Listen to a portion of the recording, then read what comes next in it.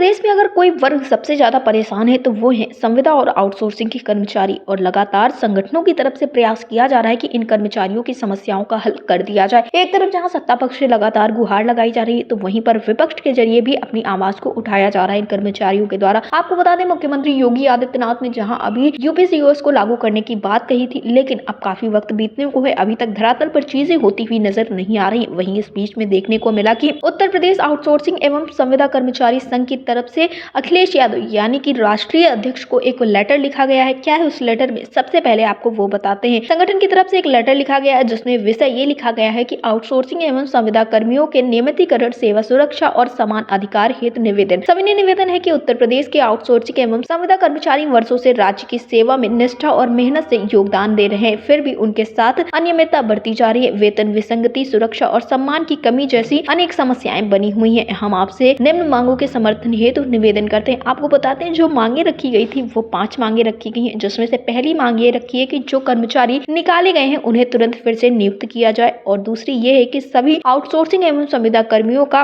विभागीय नियमितीकरण किया जाए। उसी के साथ तीसरी मांग ये थी कि सबको अनिवार्य रूप से मेडिकल, पीएफ, ईएसआई और कार्य बीमा सुविधा भी मिले। वहीं पर चौथी मांग ये थी कि महिला कर्मियों को मातृत्व का समान वेतन और सुरक्षा सुनिश्चित की जाए। और पांचवी मांग ये थी कि सेवा सुरक्षा कानून बनाकर समय पर वेतन, मृतक परिवारों के लिए मुआवजा और पारदर्शी निगरानी लागू की जाए। आपको बता दें, ये अखिलेश यादव को एक लेटर लिखा गया है जिसमें कर्मचारियों ने अपनी इन मांगों को रखा है। और ये कर्मचारियों की मांगे बिल्कुल ही जायज है, क्योंकि लंबे समय से ये कर्मचारी अपनी सेवाएं दे रहे हैं और सरकार से गुहार भी लगा रहे थे कि इन मांगों को पूरा किया जाए। और अब ये कहा जा रहा है कि अगर समाजवादी पार्टी सत्ता पक्ष में आती है तो सबसे पहले सरकार इन सारी चीजों को लागू करे। फिलहाल तो के पहले देखने को मिला कि अखिलेश यादव भी तमाम दावे और वादे करते हुए नजर आए। उनका साफ तौर पे यही कहना था कि अगर सत्ता पक्ष में समाजवादी पार्टी आती है तो जो कर्मचारियों की मांगे हैं उनको पूरा किया जाएगा, पुरानी पेंशन बहाल की जाएगी, इस तरह की तमाम बातें होती हुई नजर आई। लेकिन अब जब संगठन की तरफ से विपक्ष तक अपनी आवाज उठाई गई तो देखना ये होगा कि आखिरकार क्या कुछ कदम उठाए जाते हैं। वहीं पर इस लेटर में आगे ये भी लिखा गया है कि हम समाजवादी विचारधारा में विश्वास रखते हैं और आशा करते हैं कि आपके नेतृत्व में हमारी इन मांगों को नीति और कार्यवाही में शामिल किया जाएगा। यह कदम लाखों कर्मचारियों और उनके परिवारों के लिए नई उम्मीद और न्याय का प्रतीक होगा।